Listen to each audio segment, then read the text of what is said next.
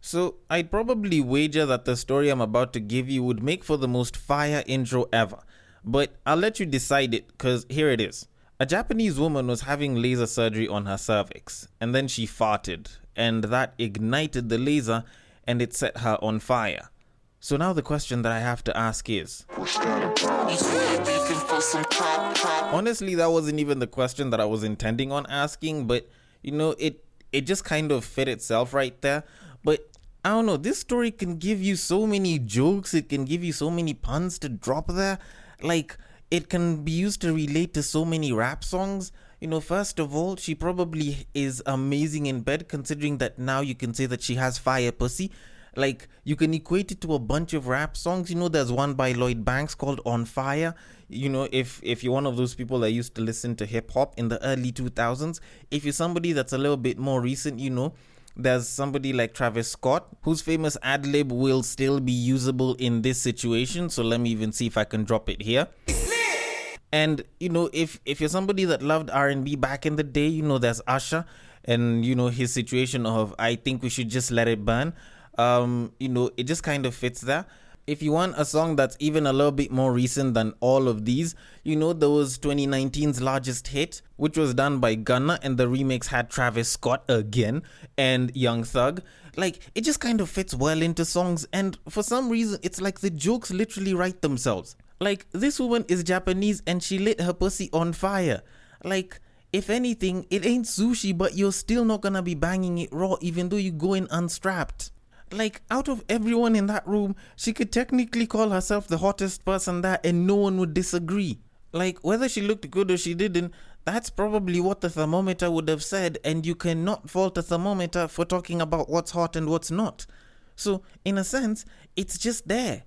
Like, I don't know, like, I feel as though these jokes are just rolling off of my tongue, and frankly, I feel sorry for her, cause, she's pretty much made herself a laughing joke considering the way she roasted herself. Like, it's not that I want to make fun of her, they're literally just there. But anyways, all fun aside, this is something that did actually happen. And frankly, I do kind of feel sorry for her, because in a sense, it's almost like she kind of lit herself up, and to some degree, it's like she turned her fart into a flamethrower. And it's actually very possible to do this because a typical fart, and I'm actually reading this online, is composed of about 59% nitrogen, which is harmless, 21% hydrogen, which is actually harmful if, weaponized and shit, 9% carbon dioxide, fairly harmless, 7% methane, a bit harmful, and 4% oxygen. So, to be quite honest, if this babe has a lethal fart, she could turn herself into a flamethrower, or she could just be the most inefficient and smelly way to actually have a nice steak. But then again, I wouldn't know that because I'm not a medical profession, neither was I there when that surgery was happening. But what I do have is a podcast, which I should probably begin, so we should probably start by me saying, welcome to Breaktime on Westside, your number one breaktime podcast, coming to you from Nairobi, Kenya. The man on the mic is a man whose women have a certain fire in them that he never wants to see ever come out. He is a man who once thought that MILF was a combination of milk and beef. It is none other than your tall, dark, and mildly handsome man, Sir Denver B. The show is Tweetstreet, the show where we take a deep dive into Twitter, pull up a couple of tweets and break them down a little bit. Now, as usual, the drill is pretty simple. Probably should have replaced Baby Shark at this point because it sounds pretty good as its own kind of, tune that I can probably repeat time and time again. Now, if you don't know the tune, then you can just listen. If you know it, then feel free to repeat it with me because it's pretty much the same words, pretty much the same tempo, and I say it in pretty much the same exact way every single time I hop onto Tweetstreet. And it goes like this. You see that tweet, you like that tweet, you want us to discuss that tweet, you send that tweet. You send it to the DMs of @BagakaTheD, which happens to be my personal Twitter handle, where I go and I pull up the tweets and I break them down from there. On Facebook and Instagram, if it happens to be one of those screenshots that came from Twitter, if it happens to be one of those screen grabs that have been taken from Twitter and have found their way there, then the place to send them to is the DMs of @Breaktime on Westside on Facebook and on Instagram, and I will take them from there and I will handle them accordingly. Now, I want to get into the tweets real quick because we do have quite a bit that I would like for us to talk about. But before we get into that, we need to talk about the news that was trending on Twitter this entire week, for those of y'all that are listening when this episode dropped, if you are listening a little bit later, then you might kind of remember it. And it's the breakup of Nick Ndeda and his babe Muthoni.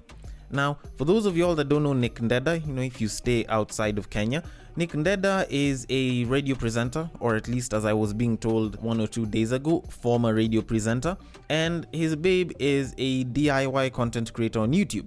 Now, they broke up, and it's normal for celebrities and media personalities and influencers of sorts to break up.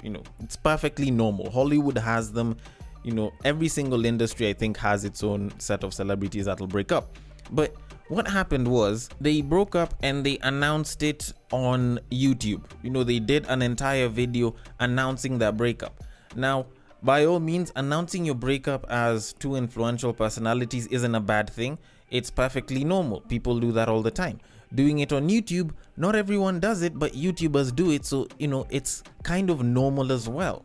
But the issue is these guys did it, and it was a 28-minute video, mostly comprising of her just talking about how she wants to go back to being single, blah blah, hoeing face, blah blah, other shit.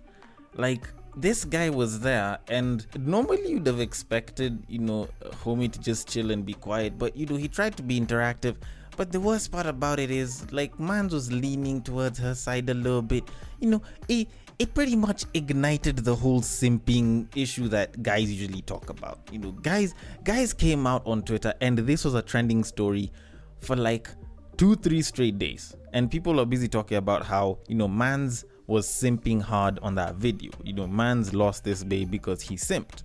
And here's the thing, these guys were together for 7 years. And in those 7 years, Mans was asked to go and do a vasectomy, which he went and he did. And that, as well as, the body language, how he was behaving on the video, as well as the fact that he happened to sit in for that video for the entire 28 minutes, provided that no one did any special editing, so it could have been longer, all culminated in this hypothesis that this man was simping. And the guy received quite a bit of backlash on Twitter. Like, this guy was actually trending for like 2 days straight. And while I'd probably jump on the same bandwagon of calling him a simp, I wouldn't really start to call him a simp based on how he's been with her for 7 years and they've probably been like this. I'd call him a simp based on the kind of body language that I saw from the video itself. Like, I didn't watch the whole video, but there was a clean 14 seconds that ended up catching quite a bit of traction, which I saw, which showed me how this guy could actually be the simp in all of this. But whichever way we look at it, I wouldn't really say that he was simping for the entirety of the 7 years. Because I think to a huge degree this man was caring, and the unfortunate bit of it is when the relationship ends and it starts to be seen how caring of a person you were to your babe, nowadays it's just gonna be taken as simping. And it's something that I was even talking about on last week's episode of Tweetstreet. Because while there's people who will say that, you can't simp when you're in a relationship, and there's people that are saying, when you're in a relationship you're simping, I came in and I said, what? It shouldn't happen in a relationship, but it does. It's not uncommon for it to happen. But whichever way you look at it, always strive to treat your babe, always strive to treat your partner, regardless of gender, regardless of sexuality, in the best way possible. Because at the end of the day, whether you treated your partner like royalty or like a slave, once the relationship ends, you will be mocked for doing both. Because you think about it as a guy, like, if you didn't treat your babe well, if most of what you were doing was using her and you didn't give her the generosity and, the nice treatment, these women are gonna turn on you and be like, you were a shit boyfriend anyways. They're gonna come back and they're like, he didn't even treat his woman like a queen. He didn't even appreciate his woman. But at the same time, if you go and you treat her like a queen and you treat her like she's the best thing on the planet, at the end of the day, it's not just the babes that'll make fun of you, it'll be the guys who'll come in and they'll say, simping this, simping that. Then the babes will come in and they'll be like, well, he also got his dose of character development and shit. He clowned and everything. And you'll be mocked and ridiculed for both. Like, that's just how it is. Kind of the same way I was saying it last week, it's almost like being a baby daddy. Because if the baby daddy comes in to say, I'm not ready to take care of the kid, abort, and the babe refuses, it becomes this whole story of men aren't supposed to have an opinion on what a woman does with her body type shit. But On the flip side, if you actually do come in and say, you know what, it's cool, you can have the kid, when she's coming to you for child support and you're saying you don't have money, these people are still gonna be coming back saying, then why the hell did you choose to have the kid? Like, you didn't have a choice whether you wanted to or you didn't. So either way, it's damned if you do, damned if you don't. So in a sense, I wouldn't fault him for the 7 years. What I can call simping is the fact that this guy was showing so much loving body language towards her and she wasn't reciprocating it, and mans didn't just stand back and be like, you know what, it's cool. Like, mans was still gushing over the babe, yet the babe clearly doesn't want him. It's like he didn't accept the reality of it and, you know, try and kind of seem all independent and stand up for himself and shit. And for that reason, I'm still gonna be calling the guy a simp for that. But that being said, I think it's entirely up to you whether you think he was a simp or not. But either way, relationships end, and it's unfortunate that it happens that way. And usually there's somebody that still has feelings at the end of the relationship, and it's unfortunate that, you know, they're the ones that usually end up getting hurt the most. But that being said, we do have tweets to do, so on to the first tweet. This idiot asks me to fire his wife. Apparently, she has developed a quote-unquote big head because she has a job, and as a fellow man, I should help him save his marriage by letting her go. I don't know if this is for me to really say, but what kind of stupid shit is that? Like, I know the husband can be going through a difficult time at home and shit, but what kind of stupid ass form of thinking is that? Like, I can get pulling strings so that, you know, you can get your significant other or somebody that you like something, but playing around with those strings so that they can end up losing that same shit as well is, quite honestly, I don't know if I can call it manipulative as fuck or just downright cold.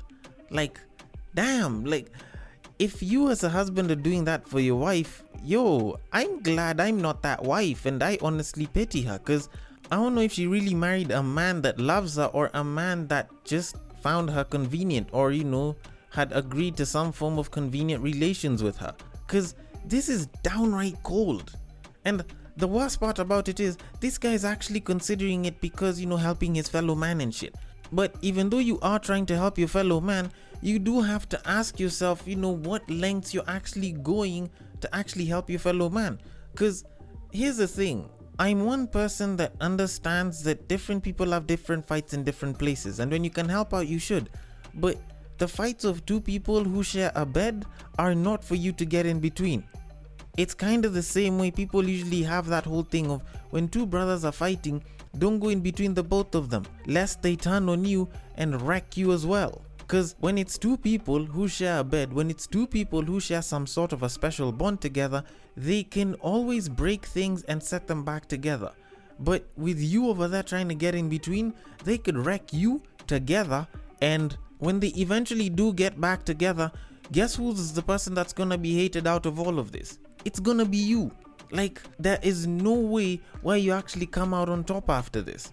The best that you can do is let them fight their shit out, and once they're done with it, let them come back and, you know, you can console the both of them. Also, you also do need to consider the fact that if you are the wife's boss, it is not your place to interfere in her personal matters. Your jurisdiction over what she gets to do is entirely based off of her job responsibilities and also working hours. But whatever the hell she chooses to do with her personal life, especially after working hours, is not your problem. Regardless of how close you are with the family, regardless of how her and the husband treat each other. And if anything, even though you were to fire her and then rehire her once things get a little bit better with the husband, what you'll be doing is handling a symptom and not the problem. Kind of like the same way I was busy talking about that whole cheating thing back on Battle of the Sexes. Like, her having her quote-unquote big head because she has a job is a problem that her and her husband need to sort out, and she needs to understand that, you know, even though you have a big job and shit, like, there's a certain way that you're supposed to treat your husband and all of that. But if you take away the job, it'll force her to have to behave that way instead of learning to behave that way out of choice. Because if she doesn't learn to do it by choice, it's not like you're the only person that can hire her. If she goes and gets a job elsewhere, who says she won't just behave the same exact way, right? So if anything, that's something that she needs to learn. That's something that they need to deal with as a couple, and you have no business getting in between any of that. But anyways, that being said, on to the next tweet. If she doesn't need a wheelchair after sex, then you have failed as a man. Okay, alright, okay. Now, this tweet is probably one of the more interesting ones that I saw this week, because if anything, it's based off of a stereotype on sex and how guys are supposed to perform in the bedroom. Because there's this thing that people usually like to say. Some people like to talk about how they want to be plowed. Some people say they want, nice, good, long, fat dick. Like, they want to get it real good from somebody who's well hung.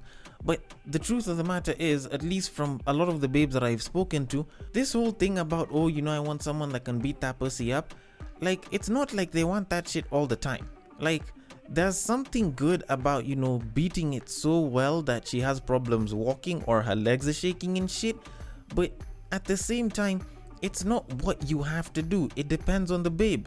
Because, like, there's those babes that have problems walking and it's because they were being hit from the back.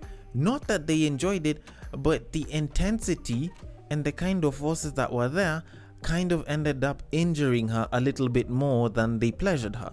And as a result of that, you find that this babe has issues walking. And she's gonna be talking about how she feels like she needs a wheelchair. But has she really been pleasured? Probably not. And sometimes that difference between injury and pleasure can be so great that this babe felt more pain than pleasure. And yes, there's babes that like pain, there's those ones that don't, and there's differences and all of that shit and BDSM and everything, but that's besides the point. The thing that I'm trying to say here is, while there's nothing wrong with you beating that pussy up to the point where she feels like she needs a wheelchair or she has problems walking or those legs are shaking, you need to understand that that's only one side of sex. Like, yes, you can satisfy her, but her being unable to walk isn't the only form of satisfaction that's there. Because it's kind of the same exact way there's some people that believe that not unless if you've gone to the gym and you've worked out all the way till you have pain and you have problems moving around, it's not like you've gotten a good workout in. Of which any good trainer will probably tell you that that's absolute bullshit. You can still get some good work and you can still do very good work without you having to get to the point of failure, having to get to the point of pain, having to get to the point where you're unable to move. Now, if you look at the idea of just beating it up, all you're doing when you're saying such a thing is just pressuring guys to constantly work to overperform and work themselves to the bone for satisfaction that probably was already gotten or could have been gotten under much easier circumstances, under much simpler circumstances. You probably didn't even need to do all that much because she probably already even got that pleasure well into the beginning of it, and now you're just overdoing it. So if anything, you shouldn't be doing all that much, but if you're not sure about how much or how little you should do, probably you should just ask her. Just ask her what she wants done for her, and then you do it, and then once she's satisfied, you can go ahead and chase your nut. But Ati, you have to plow her all the way till she can't walk? Like, bruh, it's not even that necessary. But anyways, that being said, let us move it on to our final tweet of this episode. Simping is really just men shaming each other for treating women as human beings, with basic dignity and respect. Well, clearly this man has zero idea what simping is. Although then again, most people don't really know what simping is. Like, I actually posed this question on Twitter on somebody's very public forum, just asking people, what is simping? Like, I tried to explain it in an episode, and I remember that episode, and frankly, even I was a little bit more confused after doing the episode. But like, I think about it right now, most people don't really know what simping is. Like, you actually try and think about it. People equate simping based on how much somebody is giving versus how much somebody is getting or is supposed to be getting out of it. So in a sense, based on how much value you place on one or the other, you can consider that somebody is simping or not at any given time. So like, take for example, if a guy is like, I like to take my babes out on a date before I bang them, and I don't get to bang all of them, somebody will come in and say, you're simping. you can tell this babe to just come straight to your place and you lay pipe. Like, the fact that you have to go and buy them dinner, that means that you're probably simping. Some people would believe that. But in reality, is it really simping? Because if you talk to somebody who's a little bit more old school and traditional about the whole idea of dating, even though it's a one-night stand, they might say that that's necessary. And you know, the guys that just invite a babe to bang and you know, they don't even do anything for them are probably, you know, sleazeballs, or you know, they're probably not appreciating women as well. And they could also be right. And to be quite honest, the idea of treating a woman like a basic human being, I think, is just, you know, a matter of equality. There's nothing wrong with treating a woman like a basic human being, and I think a lot of guys do treat a babe like a basic human being. But I personally think the point at which simping becomes simping in and of itself is when you not only start treating the babe like more than just a basic human being, but you also end up doing so much such that what you're giving, what you're putting in, is a lot more than what you're getting out. Such that you're doing a hell of a lot more for the babe, yet you could have done a hell of a lot less. And while that is subjective one way or another based on the kind of value that you give different things, at the end of the day, simping is simply just putting in way more than you're getting out. Like, that's probably the most basic way to define it. How people choose to define it beyond that now is what starts to complicate things, because either way, it's simply just that. Like, you're putting in all of this work just to get into her panties, yet you could have probably done a hell of a lot less work and still gotten a chance to get into those panties. Like, that'll classify as simping. When you're giving her a piece of your heart, when you're giving her the keys to your heart and she can't even give you her keys to hold, then at that point, you've probably given a hell of a lot more than you probably should, and that'll classify as simping. So, in a sense, I think I've tried to kind of simplify simping, no pun intended, and in a way, I think it does kind of make things a little bit easier for people to kind of decipher what simping is and what simping isn't. But then again, I could be wrong, so I want your thoughts on this. On Twitter, it is @BagakaTheD, which happens to be my personal Twitter handle. On Facebook and on Instagram, it is @BreakTimeOnWestside. Thank you so much for listening all the way till the end, and if you are listening on Castbox, feel free to drop your thoughts and comments below, and I will attend to them accordingly. Feel free to also drop a rating and review on Apple as well as any other app that does that, and I will catch you guys on the next break.